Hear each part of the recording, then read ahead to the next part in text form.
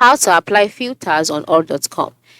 Hi everyone, in this video I will teach you how you can apply filters on all.com. The first step is to log in into your all.com application or your account, and then once you're logged in and you're brought to this home page, the next step is to search for a location or to book a reservation, because this is how you are going to apply the filters.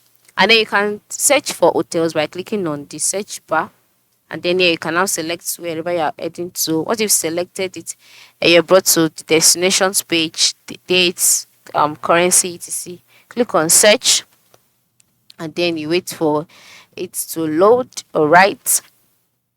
Once that's loaded, this is how the page looks like, where you can see all of the hotels available depending on the search.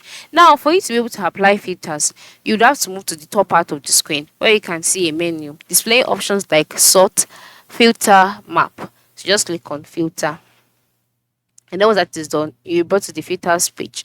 On this page, you'll see brands, right? And then under the brands, you can see the different brands available. So you can select the one that appeals to you. Then after selecting it, you have to select your guest rating too. And then you can select stars. Then you can select equipment you want. If you want everything, all right, you can select that. You can select if you want breakfast. You can select if you want kettle or iron. All right, just select it, and then once you're done, you can now click on the view results, or you can click on reset etc. So that is it. This is basically how you can apply filters in all.com. Thanks for watching and have a nice day.